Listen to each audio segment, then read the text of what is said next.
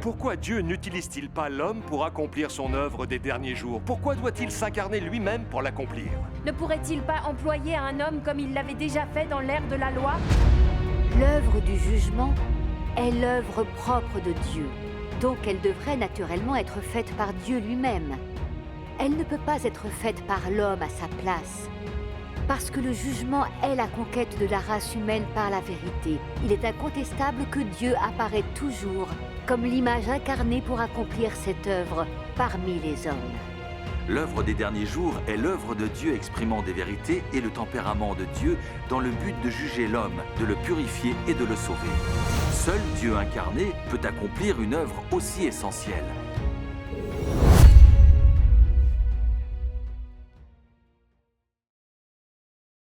Depuis que j'ai entendu votre témoignage sur l'œuvre de jugement de Dieu Tout-Puissant dans les derniers jours, j'étudie la Bible. J'ai découvert que plus de 200 passages annoncent son œuvre de jugement des derniers jours. Vous avez témoigné de la venue de Dieu pour accomplir son œuvre de jugement dans les derniers jours, et cela coïncide avec la Bible. Mais j'ai une question à vous poser. L'œuvre de l'ère de la loi a été accomplie par Moïse, utilisé par Dieu. Pourquoi Dieu n'utilise-t-il pas l'homme pour accomplir son œuvre des derniers jours? Pourquoi doit-il s'incarner lui-même pour l'accomplir? Il a raison. Dans l'ère de la grâce, le Seigneur Jésus s'est fait chair pour racheter l'humanité sur la croix. Et cette œuvre devait être accomplie par Dieu incarné. L'homme ne pouvait agir en son nom.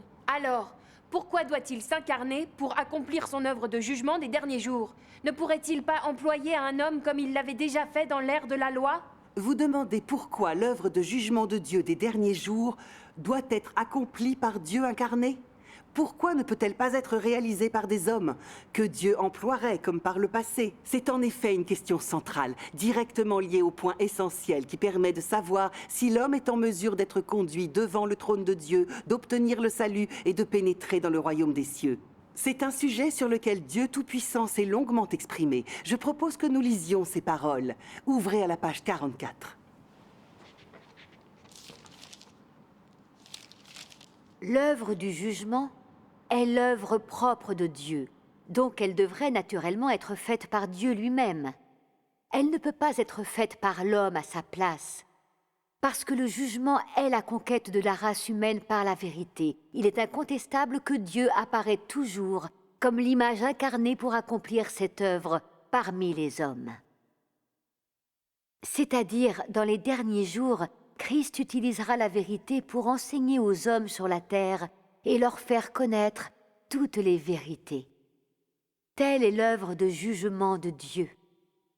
Dans les derniers jours, le Christ utilise une variété de vérités pour enseigner l'homme, exposer l'essence de l'homme et disséquer ses mots et ses actes. Ces paroles comprennent diverses vérités, telles que le devoir de l'homme, comment l'homme doit obéir à Dieu, comment l'homme doit être fidèle à Dieu, comment l'homme doit vivre l'humanité normale, ainsi que la sagesse et le tempérament de Dieu, et ainsi de suite. Ces paroles sont toutes axées sur l'essence de l'homme et son tempérament corrompu. En particulier, ces paroles qui exposent comment l'homme rejette Dieu sont prononcées au sujet de la manière dont l'homme est une incarnation de Satan et une force ennemie contre Dieu. En entreprenant son œuvre de jugement, Dieu ne fait pas que préciser ce qu'est la nature de l'homme par quelques mots seulement. Il l'expose, le traite et l'émonde à long terme. Ces méthodes d'exposer, de traiter et d'émonder ne peuvent pas être substituées par des mots ordinaires, mais par la vérité que l'homme ne possède pas du tout. Seules les méthodes de ce genre sont considérées comme un jugement. C'est seulement par un jugement de ce genre que l'homme peut être maîtrisé et forcé à se soumettre à Dieu et acquérir de surcroît une vraie connaissance de Dieu. Ce que l'œuvre de jugement apporte, c'est la compréhension par l'homme du vrai visage de Dieu et la vérité sur sa propre rébellion. L'œuvre du jugement permet à l'homme de mieux comprendre la volonté de Dieu, le but de son œuvre et les mystères qui lui sont incompréhensibles. Cela permet également à l'homme de reconnaître et de connaître son essence corrompue et les racines de sa corruption, ainsi que de découvrir la laideur de l'homme.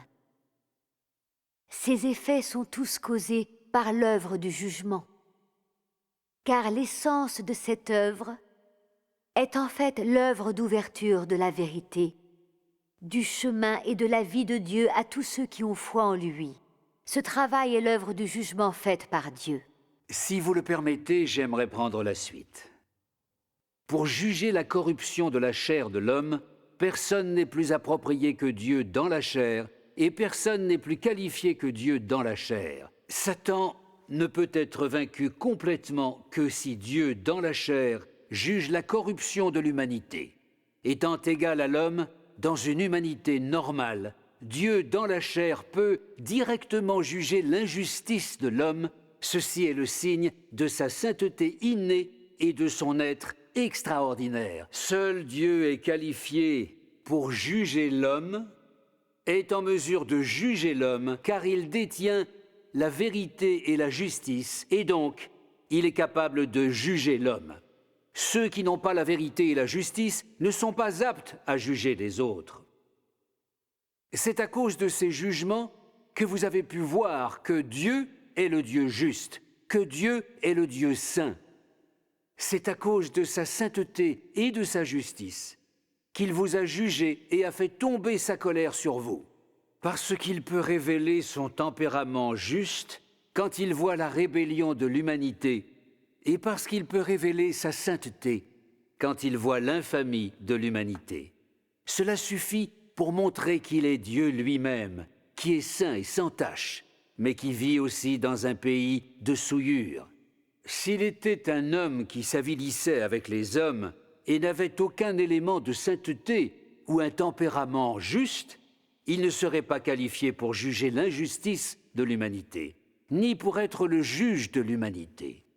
Si l'homme devait juger l'homme, ne serait-ce pas comme gifler son propre visage? Comment quelqu'un pourrait-il avoir le droit de juger le même type d'homme, quelqu'un qui est tout aussi souillé qu'eux? Le seul qui peut juger toute l'humanité souillée est le Dieu saint lui-même. Et comment l'homme pourrait-il juger les péchés de l'homme? Comment les hommes pourraient-ils être capables de voir les péchés de l'homme, et comment pourraient-ils être qualifiés pour condamner l'homme?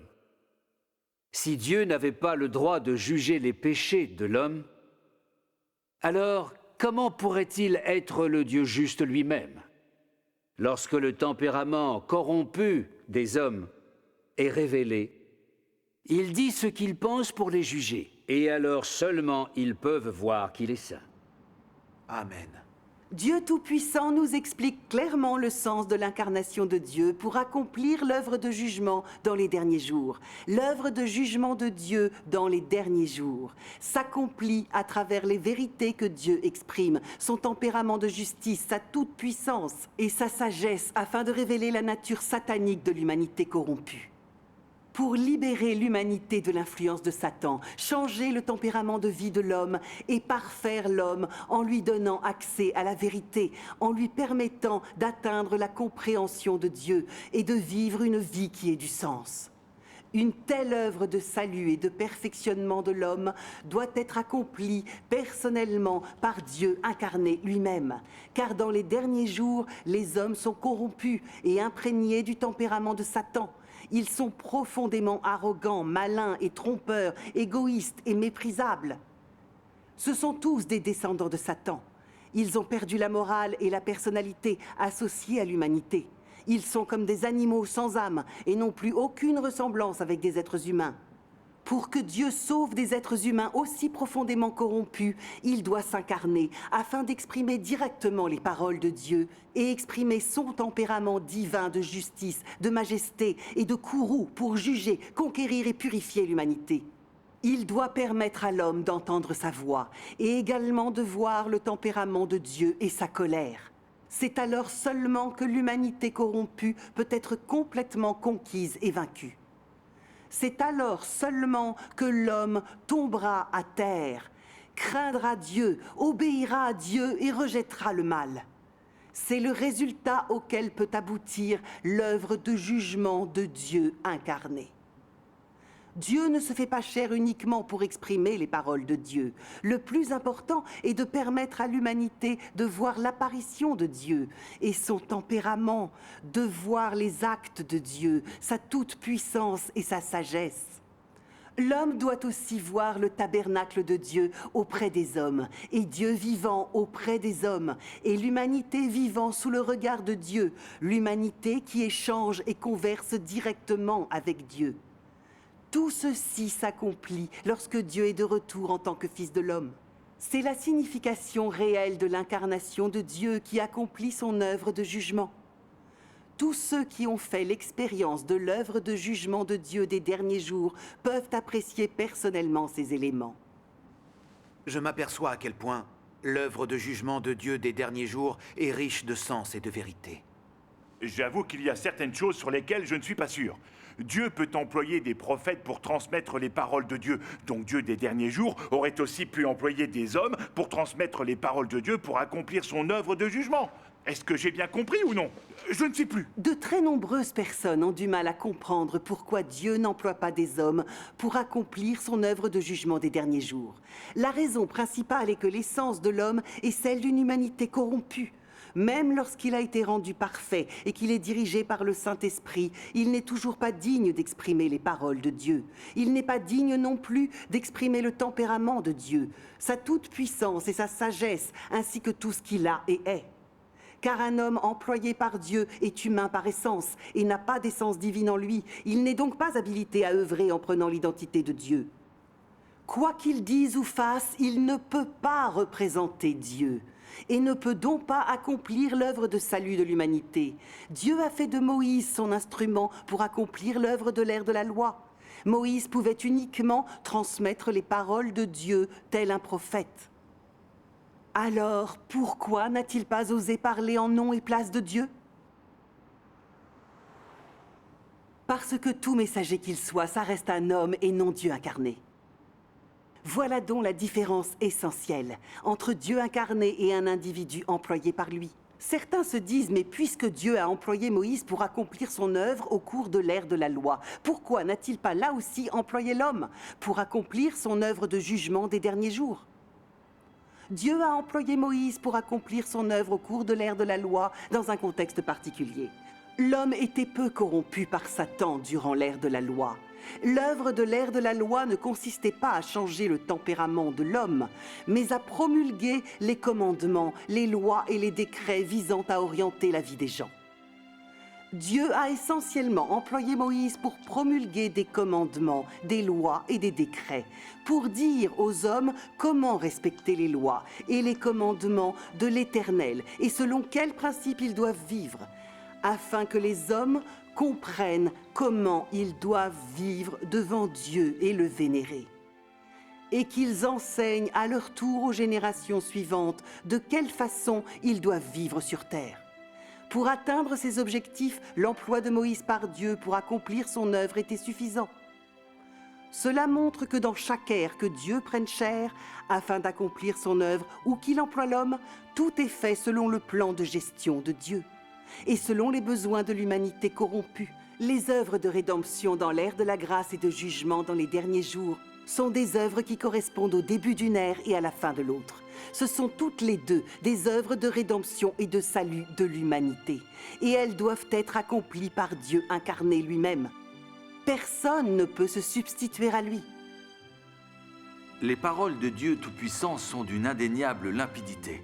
L'œuvre des derniers jours est l'œuvre de Dieu exprimant des vérités et le tempérament de Dieu dans le but de juger l'homme, de le purifier et de le sauver. Seul Dieu incarné peut accomplir une œuvre aussi essentielle. L'homme n'est pas Dieu incarné et ne détient pas la vérité. Il n'est absolument pas capable d'accomplir l'œuvre du jugement de Dieu des derniers jours. C'est évident. Et nous sommes tous d'accord, il n'y a que Dieu lui-même qui puisse accomplir l'œuvre de Dieu. Rien ni personne ne peut le faire en son nom.